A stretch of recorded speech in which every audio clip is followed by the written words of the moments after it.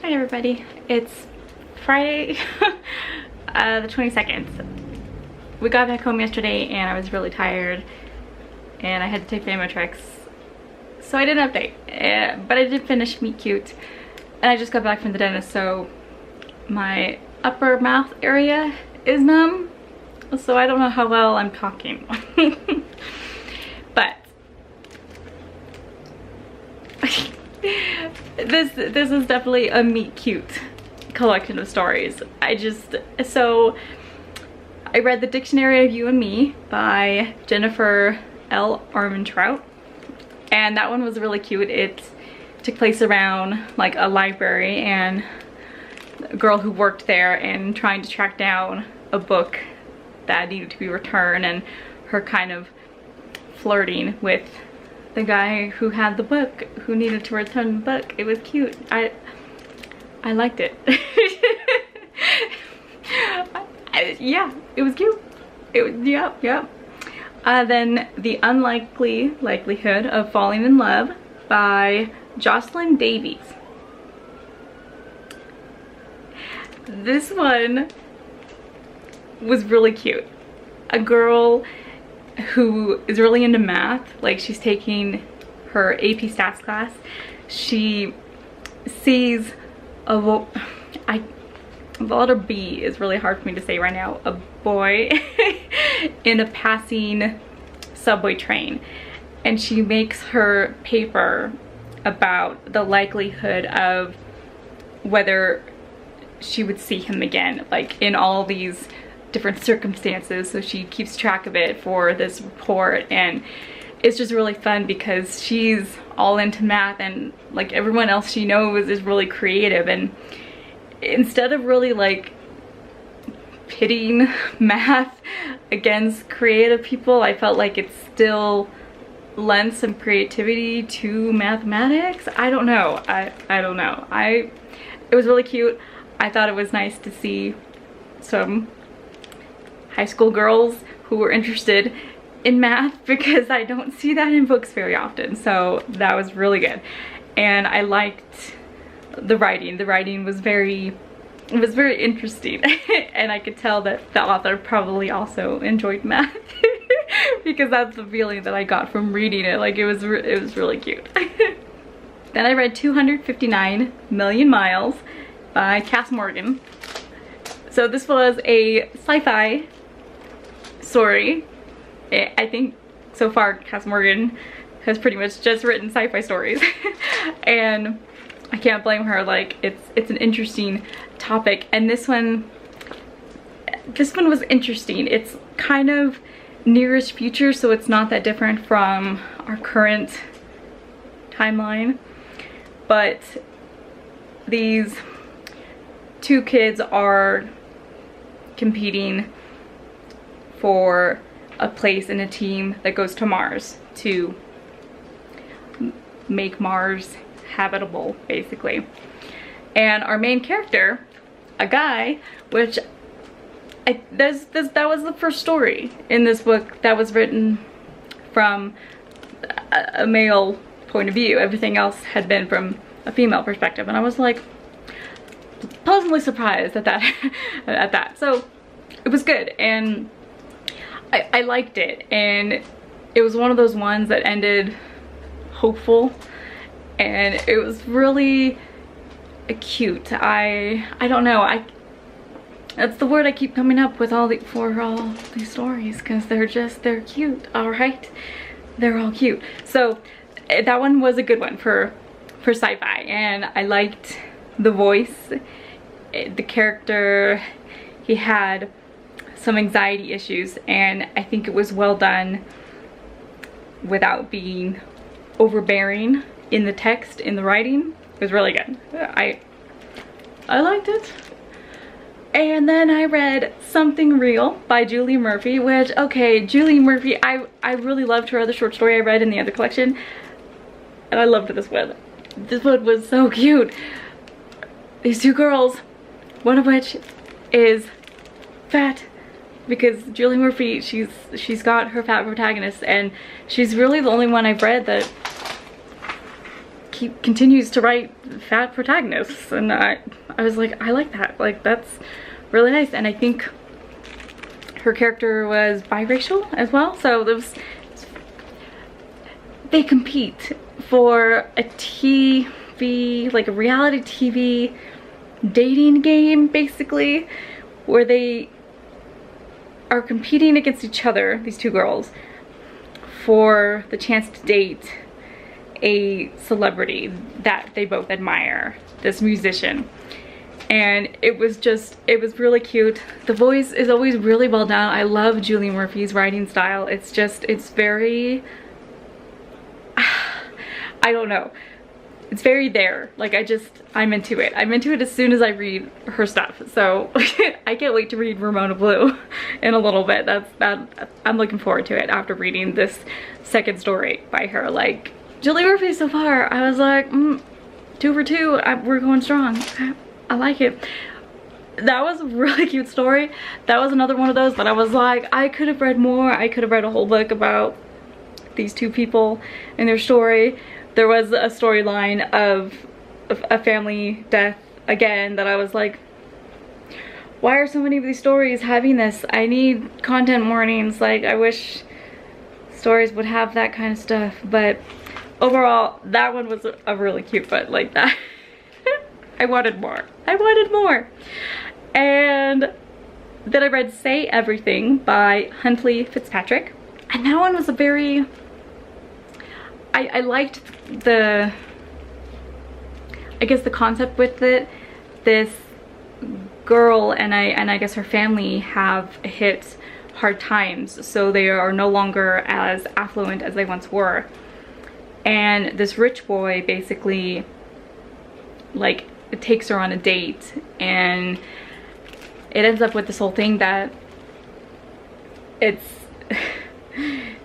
she finds this book that she wrote that it's the book of lost things. So it was basically lost opportunities, things that she regretted maybe not saying or doing in the moment. And so it kind of ended, you know, with them like, it's that say everything. Like, don't not say things just because you think you might regret them. It was the one about taking risks and taking chances, and it was really cute.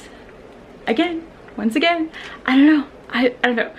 And the last one for this one was The Department of Dead Love by Nicola Yoon, which that one was a really interesting one to end this off on, because it's kind of a magical realism, where fantasy, contemporary fantasy-ish, where it takes place in future, near future, future-ish, and there's this department of dead love. It's a government department, and they have these different divisions of what they consider dead love. So once love has ended. So there's like unrequited love, and I forget what else. There's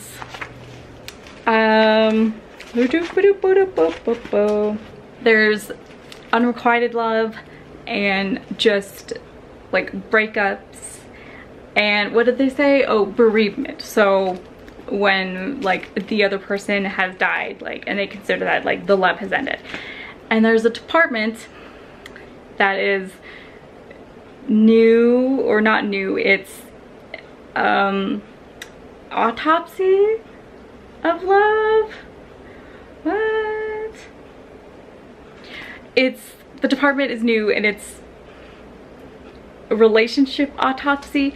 So these people try to figure out what went wrong in these people's relationships. Like, if they can't figure it out, these heart workers, as they're called, try to help them figure it out. And this was really cute that pleasantly, another male perspective, the main character goes to see a heart worker to see why his relationship with the girl that he thinks, you know, he's been in love with this entire time, and their relationship was so short-lived, but she still wants to be friends, and he doesn't know if he wants that. He just wants to know what happened. So he's going through this ordeal, but then he starts to get closer to the heart worker, and it's just really cute. And it ends on this note of just like, yeah, love always ends somehow.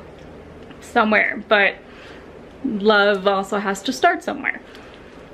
And it was just really cute. Like, it was really cute. And you know, I am asexual, aromantic, but this was a really cute story. I really do wish, like, the next time, if there can be like a Meet Cute 2, or if there would just be another collection of short stories like this, I would be really interested in it. And I wish there would be more diversity in the stories. And I guess I'm just talking about like romantic or sexual diversity, because this even had like even only like a couple queer pairings. Like that was not even that many. But I think the racial diversity rep was pretty good. But because it seems to be all about romantic love, there was just, I was like, I don't know, I'd like some stories that explore different types of relationships, like people who don't experience romantic love but they still are in relationships with people, or vice versa, like it just different relationship aspects. And I know this was just a Meet Cute, so it was really the start of a lot of relationships, but I feel like there's a lot of diversity that could still be explored in these types of stories if we were to look closer at it. Like the one with the soulmates that I really actually enjoyed by, was it Danielle Clayton? I did really like it. It was just for my own personal thing that I'm like, we still continue to push romantic love as this be all end all, and I'm just like, yeah, it's cute and I like to read love stories as much as the next person, but I don't know, it's just sometimes I just want more, and I want more stories to explore the differences and the different relationship types, and especially for stories that revolve around soulmate concepts. I'm like, God, stir the pot a little. Like I wanna know more. Like, soulmates don't have to be romantic, they can be platonic. Or what if you're someone who is polyamorous, so you have more open relationships and you love more than one person? It's just, I don't know, sometimes I just want more, and that's that's how I feel about a lot of books. But overall, Meet Cute was a really good anthology, and there was not like a single dud story in here. I liked them all. They were all very cute. They were all at least like 4 stars. I think the lowest I would ever rate any one of these stories is 3.5, but these were all really good. And in the future, I will probably pick this one up because these were really cute stories, and I would probably reread them when I just need short things to get through. Really cute, really good. I do recommend it for anybody who's in the mood for short little cute stories. And in the meantime, while I was at the dentist, I started Tin Man by Sarah Winman. I'm not very far into it. I'm only 30 pages into it. It's very modern literature. My mom doesn't know what I mean when I say that, but there's no quotation marks for the dialogue. And like, I've read Cormac McCarthy's stuff and he also does that. And it's more difficult for me to read and to understand when there's no quotation marks around the dialogue. I don't know why. I don't know if it's just a me thing, but this book also does that. So be aware that if that's something that irks you, this book does that. But I'm powering through because it's a really short book and it's starting to get good. It's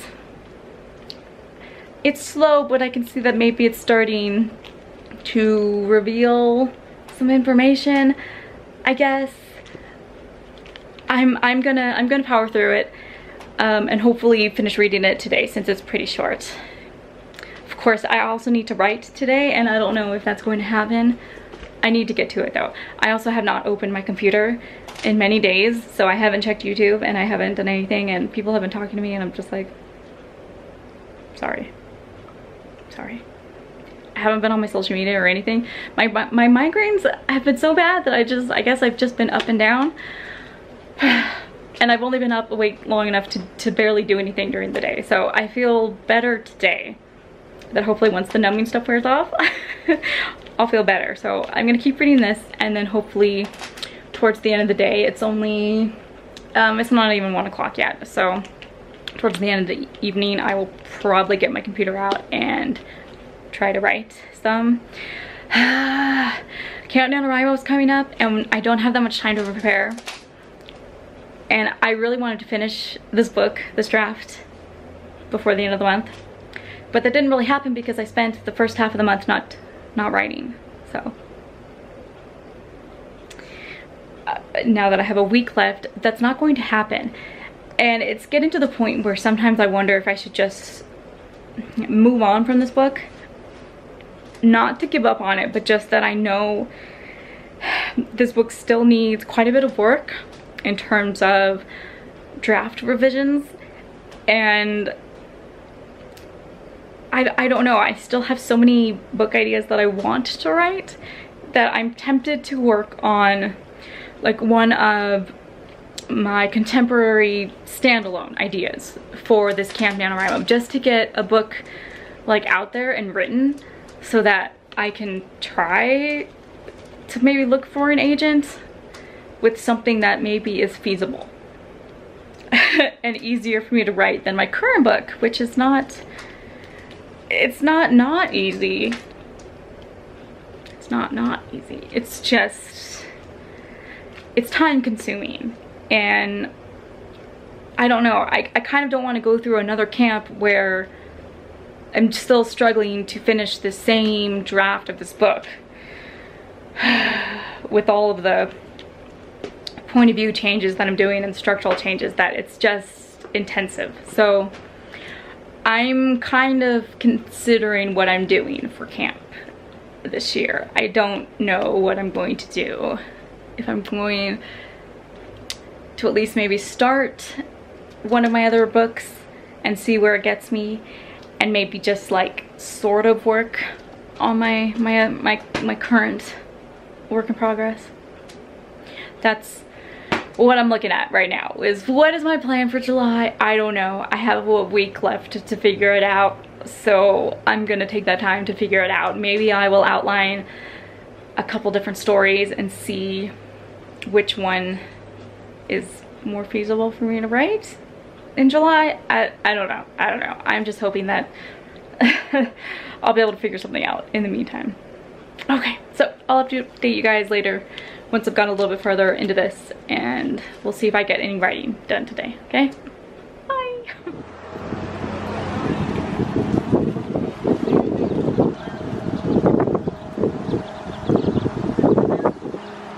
Wow. So they think someone's starting the fires? Yeah. That makes sense, because there's too many in one day all in this area. So you looked up and it was just a fire? Yeah, absolutely. Huge. Well, I could see the smoke, and I was like, oh God. The flames are way bigger. Yeah, no, I know, but I was like, oh God, they gotta be coming soon.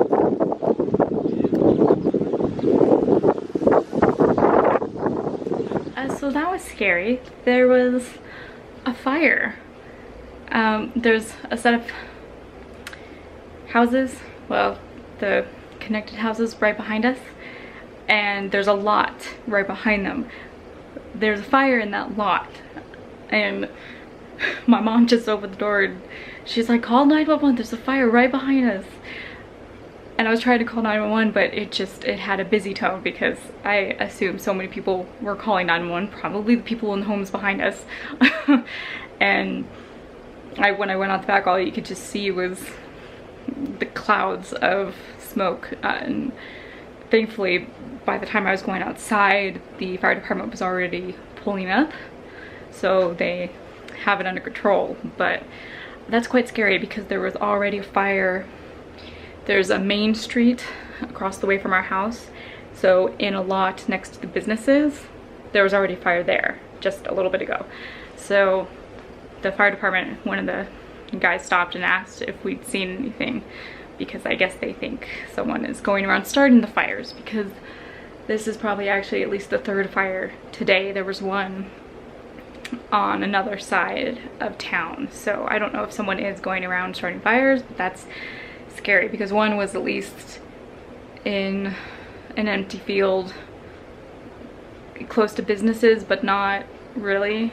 And there had been a fire not there, but like a little bit further away, but kind of still in that field last year, and that was just due to natural causes, I'm pretty sure, because it was one of those really hot days, and today's a hot day as well.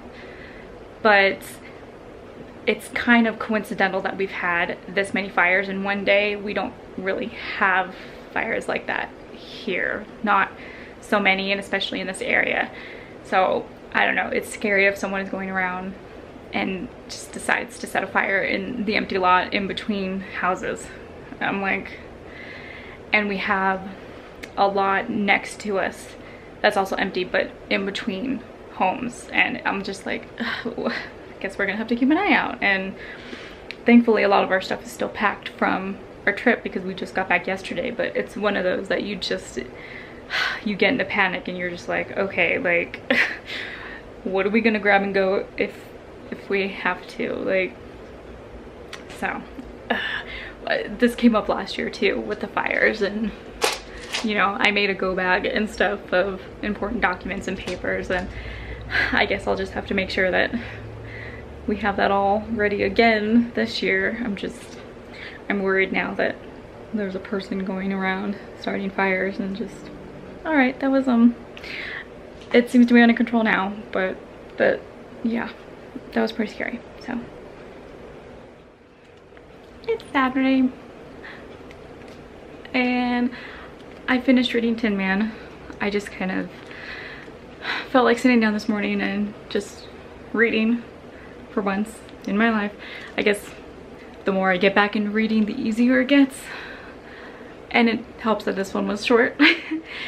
Just a little over 200 pages, so I was able to just read it for a few hours this morning, and this was really good. It's one of those books that's just heartbreaking. It's depressing as hell. Like, it's just depressing. But I don't know, there's the characters Ellis and Michael, who grew up being friends and maybe more to each other, even though they never really discussed it, because I think it was the 60s and 70s when they were growing up. And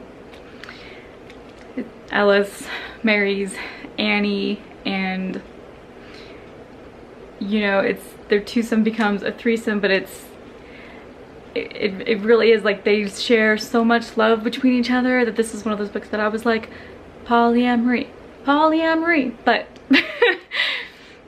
it really did kind of feel like that at the end. Like, they just all really loved each other, and there was a lot of memories and going back and forth between the present time in like the mid-90s and all of the memories and the past that these people shared. And it's depressing as hell, because it's one of those books that sets out to break your heart, but it's quiet and meandering in its slice of life-ness. Like, it's just daily lives and snippets and moments of the peace and the people they meet and things that they do and just experiences. And it really feels like a book that just had these people's lives and experiences in it. It was just really good and super heartbreaking. I loved it. There were a couple times that I just had to stop and tell my mom that I was like, God, this book is depressing. Like, it's depressing. But overall, I really enjoyed it. Like, this was really good. I think you have to kind of be in the mood for it, because it is a downer. And there's a storyline that has to do with AIDS and HIV in the 80s. So that's not, you know, it's a downer, but it's really good. It is a heartfelt book, and it reads, what does it read like to me? Kind of reads like the way Aristotle and Dante discover the secrets of the universe reads for young adults. It's almost like that, where it's quiet, and you go with the flow of the characters' lives, and you just see it unfolding, and you feel the moments of their lives and the love that they share with their families and friends and other characters. And it's one of those, like, it's a slow, quiet, good read. So this is one of my favorites of the year so far. I haven't read that many, but really, really good. As depressing as it was, I really enjoyed it, and had a really, like, lots of good lines in it that if I had my own copy, which I may go out and get eventually, I would, you know, mark those lines, because they were just beautiful, and just especially a lot of lines that had to do with the three of them together, where it was like, it was just the three of them. There wasn't really room for other people. It's just, I don't know. It was my kind of book. It was beautiful, depressing as hell, but really gorgeous. And I don't know, this is at least a 4.5 stars for me, if not 5 stars. Like, it was good. It was a really good read, just depressing as hell. So if you ever want to read it, just make sure you're aware of that it's a sad book. Like, it's not not exactly happy, but it has a lot of happy moments, you know? So it's good. It's really good. I like it. Tidman, Sarah Winman, I like it. I like it. So I'm gonna go return this to the library today, along with another book.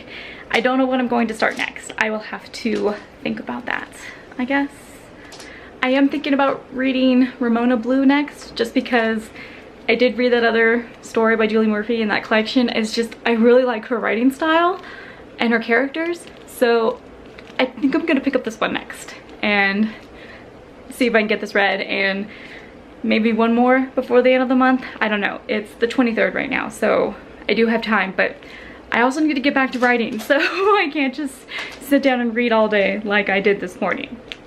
But I'm looking forward to reading this, and I'm kind of hoping it's not going to be a downer of a book. Like, I need a pick-me-up book, so if this is not a pick-me-up book, I might not read it right away. Like, I need something happy after a downer of a book. Even though it was really good, I need something cheery. All right, I'll check back with you guys later. Bye.